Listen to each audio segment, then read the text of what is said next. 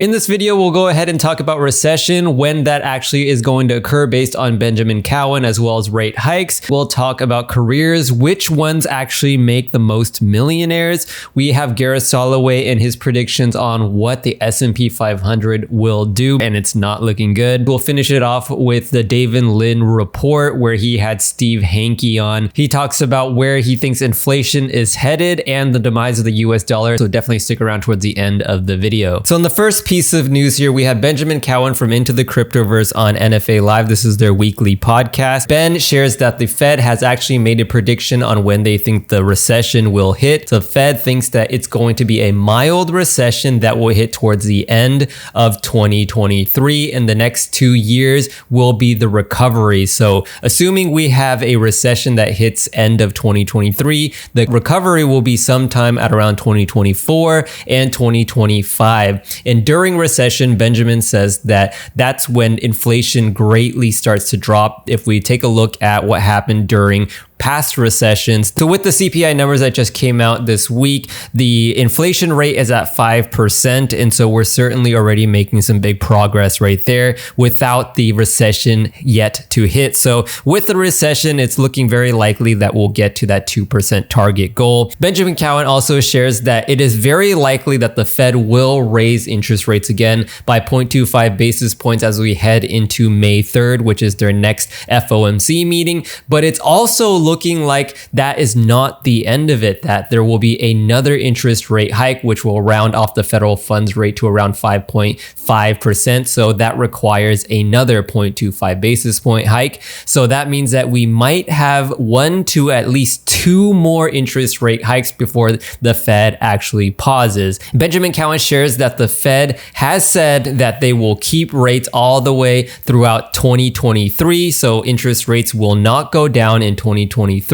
They will keep rates high. Benjamin Cowen really prefers that the Fed keep rates high, not only to the end of this year, but early 2024. And his reasoning is so that the Fed will really guarantee that inflation will come down. So let me know if you agree with Benjamin Cowen, if the Fed will raise interest rates again 2 more times, and if the Fed will keep rates high throughout 2023, or will they actually pivot sometime towards the end of this year, which is what some people are betting on. In the next piece of news, we have careers that will make the most millionaires. So Ramsey's Solution recently conducted the largest survey of millionaires. Top 5 careers for millionaires are engineer, accountant, teacher, executive management, and attorney. In broader terms, the finance and investment profession has the most millionaires and also the most billionaires. So the finance world is definitely the career to go in if you really want to fast track your way to becoming a millionaire.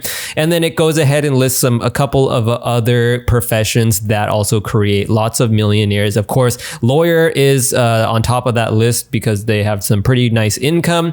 The issue with a lawyer and things like a doctor is that you have to go through some advanced schooling. It takes a long time, and you're going to wind up with a ton of student loan debt, which you're going to have to contend with after you graduate. Engineers is number 2. There seems to be a lot of different engineer careers that you can take. So mechanical, chemical, computer hardware, aerospace engineer, and petroleum seems to make the most money at $145,000 per year. Personally, for me, I found that engineers are the most common in comparison to lawyers and doctors and stuff like that. It doesn't require as much schooling, and you don't need to go to some crazy school in order to get an engineer career. You can go to a state school. After that, we have, of course, again, the medical doctors and surgeons, which I think is not surprising.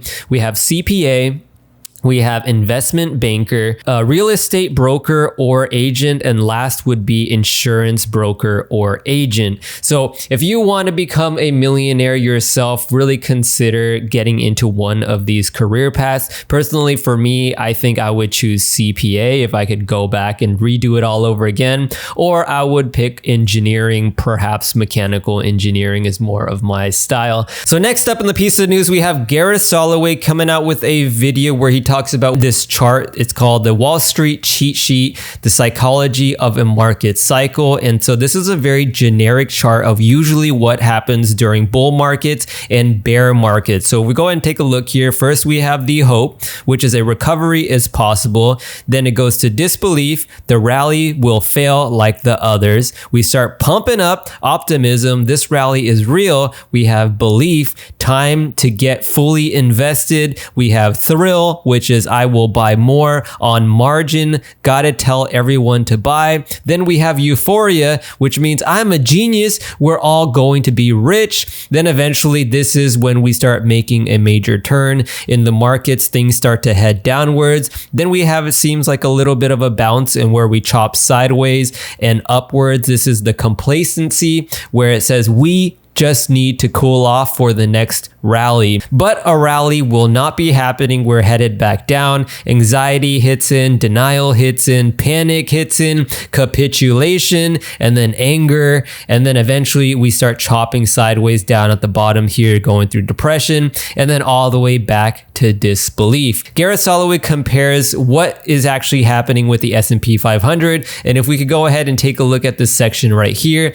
it looks quite eerily similar to what is actually happening here. And so if we go ahead and see, we have the whole euphoria phase. I'm a genius, things peak out. Eventually we start making a turn where things start to, crash down. And so I think that's what this is right here. And then eventually we make a little bit of a bounce and start chopping sideways. And so that is about right here. So it really depends on how long we will continue to chop sideways. And if the S&P 500 falls at all, anything like this psychology of a market cycle, eventually we are going to make a major turn and start dumping down quite hard. So let me know down in the comments if you agree with Gareth Soloway, if the S&P 500 will follow something like this where, we're only at the beginning of the fall. And all that we've seen so far is really just the beginning and that there's a long way down to go. And the last piece of news, we have the David Lynn report. We interviewed Steve Hanke. Steve Hanke is an economic professor and he seems to be very knowledgeable and I respect his opinion a lot. And so Steve Hanke says that the money supply has been coming down, the M2 money supply,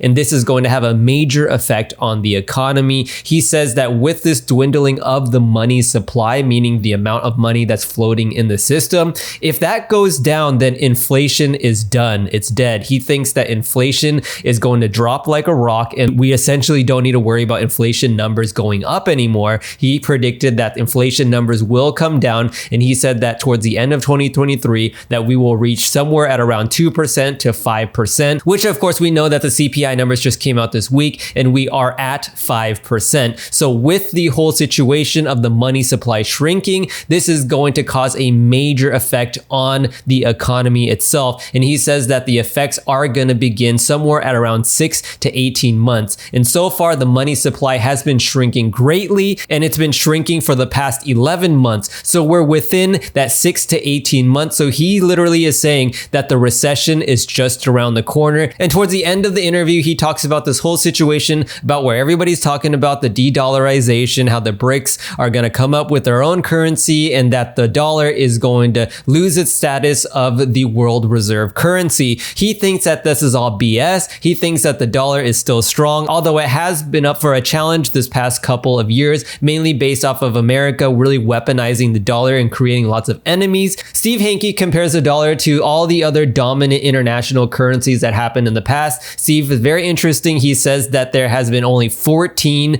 dominant international currencies and they each last around 300 years to about up to 700 years. The dollar has only been around for about 100 years being the dominant reserve currency. So we still have a long way to go. And so all of this talk that you probably seen around social media of the dollar getting dethroned, it's all overblown and it's nothing to worry about. All right, guys, that is about it for the video. If you learned something, definitely show this channel some love by hitting that thumbs up button and subscribing to the channel to keep up to date and to receive more videos like these. All right, that's about it for the video. My name is Jimmy Invest and I'll catch you in the next one. Peace.